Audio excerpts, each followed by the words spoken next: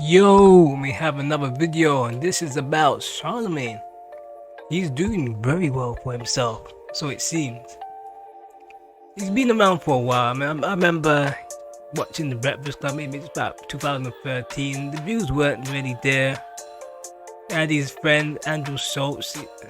I thought they were brilliant idiots. He had other things going on. They weren't doing too well, but strangely enough, his friend, his show doing well.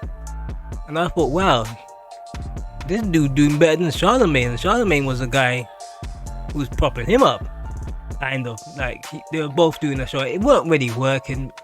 I remember watching it, I was thinking, these guys are like two different personalities coming together. It just seemed odd when I watched the show, but I don't even know if I don't even think they even still do that. I'm gonna see, because I haven't watched it in years. But as for Charlamagne, I watched The Breakfast Club and I thought, yeah, this guy's got something here. I remember when Dame Dash came on and he was like calling him a bum and all sorts. And I was like, whoa man, this one Dame Dash, he was kind of still on top of his game. You know, he wasn't where he is now, where people looking at him and like keep fighting for bankruptcy.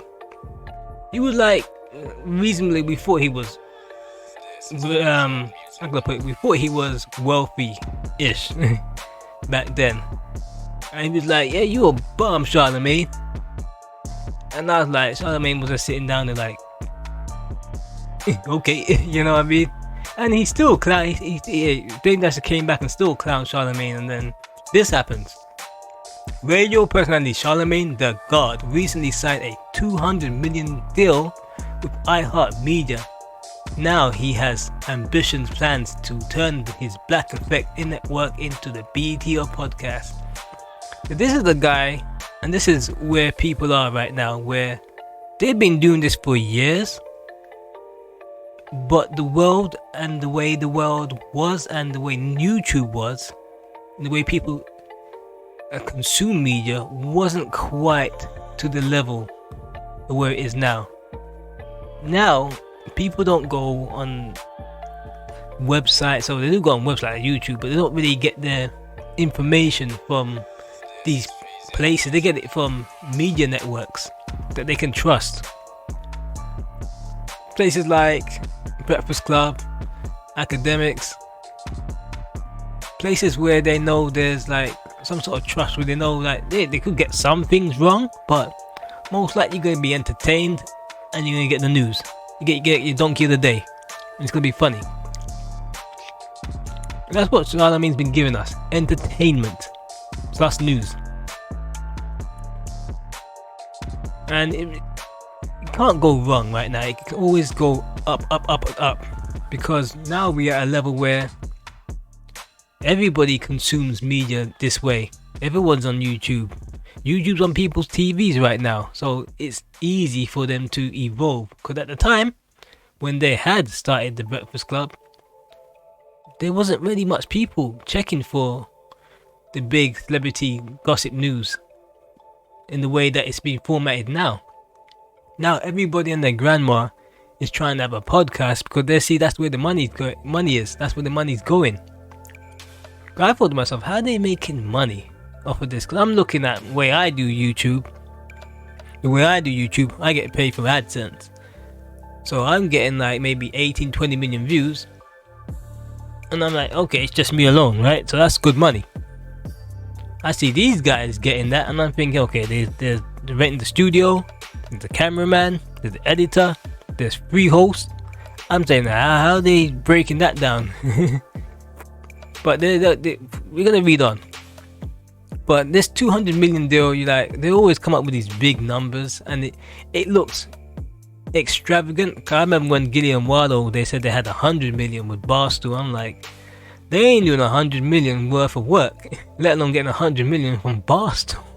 I'm like, the podcast ain't worth 100 million, but I mean, it was worth a lot. But I don't think the 100 million was a number that was just out there, and nobody really discredited the number. They just went along with it, and I'm pretty much sure that they never got 100 million.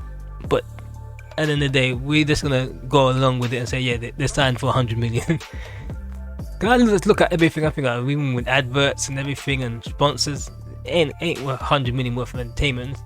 But same thing with the Breakfast Club. I'm seeing everything. I'm thinking, is it really 200 million? I mean, I'm gonna read on. So let's have a look. On a chill night in November, radio personality Charlamagne the God is roaming through his Isle of Midtime comics in New York City, captivated by heroes and villains that shaped his childhood. Escapism at the highest level, he says. Everybody here's for the purpose. Dressed in a black pea coat, a white hoodie, black jeans and tan Timberland boots. This isn't the media vigilante that listeners of the Breakfast Club have come to expect over the past 15 years. The 47-year-old comic book nerd leafing through original graphic novels of Batman, Superman, Wolverine, and one of his favorites, Luke Cage. No Blade? Where's Blade? How the hell are you gonna be talking about you represent black people and you ain't got Blade in there? Luke Cage? Where's Blade? Anyway, is more subdued and introspective as he considers his public and personal persona.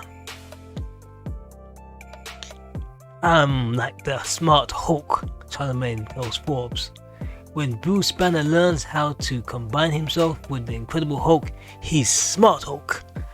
I'm lean but cleverly, he adds. I use his real name, emphasizing the second syllable of his first name. Charlamagne is now an extension of that.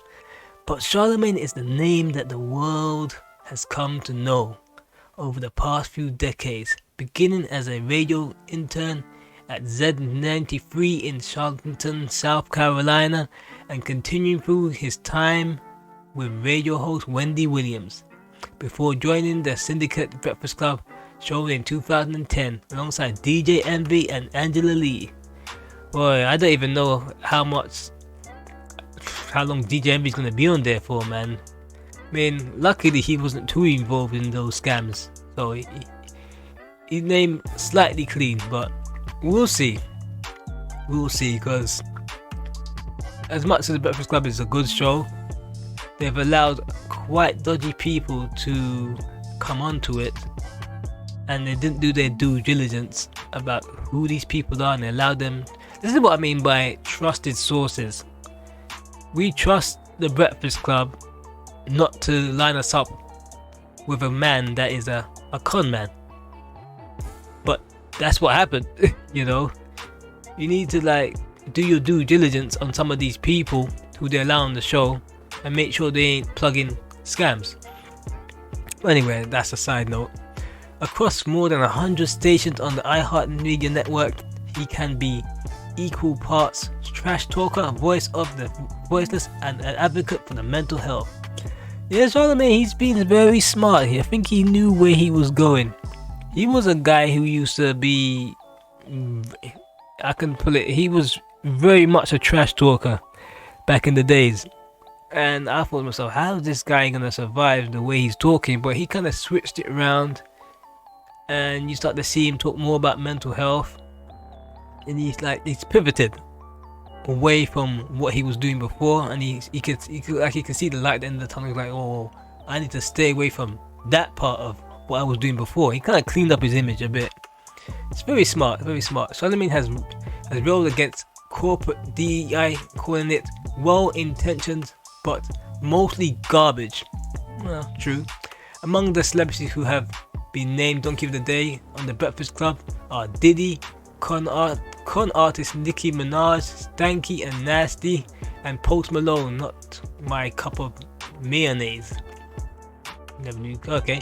He's also an equal opportunist, offended when it comes to politics, after House Minority Leader Hakeem Jeffries referred to him as Charlatan the Fraud. He responds by taunting Jeffries as Chuck E. Cheese Obama. And while he called for Joe Biden to drop out of the presidential race several months before he actually did, he also frequently refers to President Trump as a fascist. which he led to insulate in chief to refer to Charlamagne as a racist sleazebag.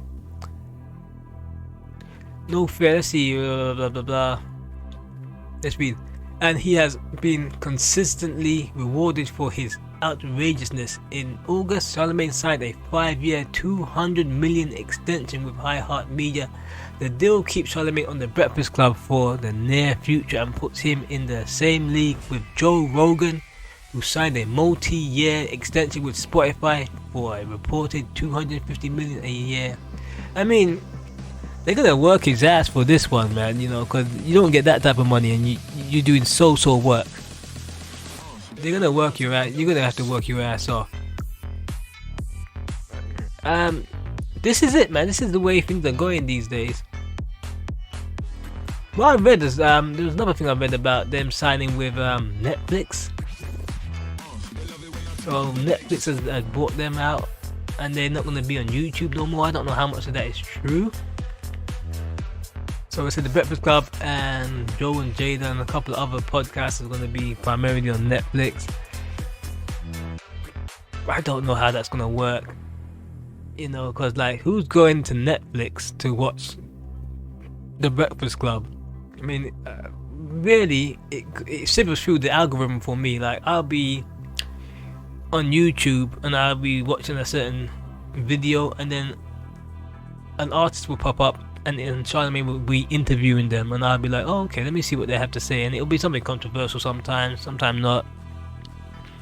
And that's how I get introduced into certain topics from the Breakfast Club. Or it'll be Donkey of the Day to talk about maybe Diddy, and they give Diddy Donkey of the Day, and we all researching Diddy. Then you start looking into other things. But way they trying to have it part of Netflix, I mean, like, they're getting paid, I guess so, but I don't think it will work. And Joe and Jada, man, like, it's a good podcast, kind of, if you like somebody spewing lies constantly on air.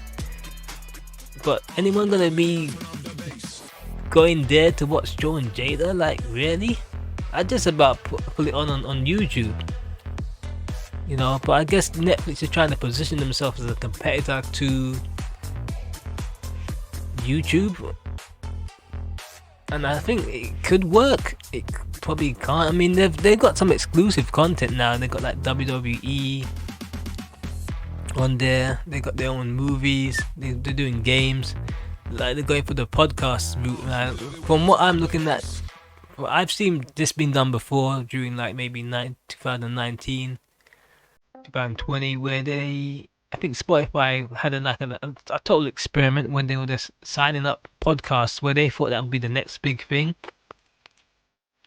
Maybe they were too early, but they were giving people these millions on top of millions of these contracts, and it wasn't really working. I mean, I think they signed Joe Button. With me, I mean, the infrastructure wasn't really there at the time, but now it is there, where when I saw it, I was like, they gave this guy how much just to sit down and talk? You know, maybe 10, 20 million. I was like, dang. I was like, so how does that work out? Because I'm looking at his show on YouTube, and it's getting views, but they weren't getting like 10 million per episode views. And I'm thinking, so, sponsors, you know?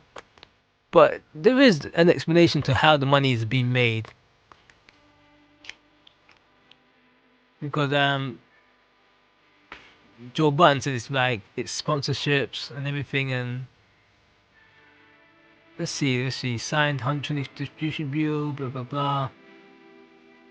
There's other ways they can make money. Yeah, definitely other ways of making money other than ad revenue.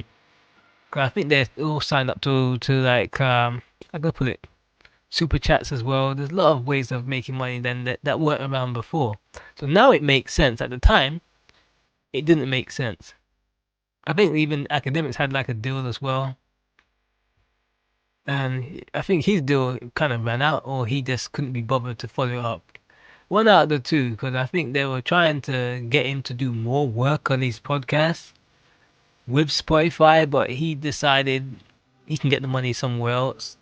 You know, I don't think acts lazy, but I think they were, for the money, they were trying to work him for it, and I don't think he wanted to work that hard, knowing that he can achieve the same amount of money and still get and still not work as hard. Like you with these deals, you have to put in a certain amount of hours, as he was saying. Like you have to stream for a certain amount of hours, do a certain amount of podcasts.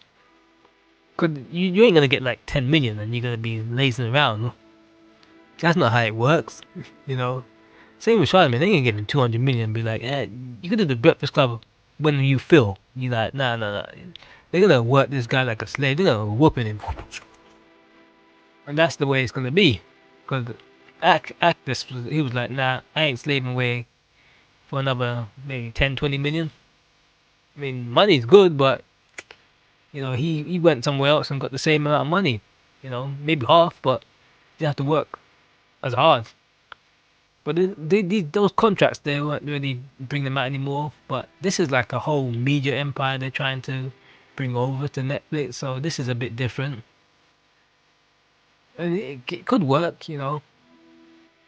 And they could just use this guy and then buy them out afterwards. That's what they normally do. They normally just use them, consume them, get the best out of them, and find out what makes it work.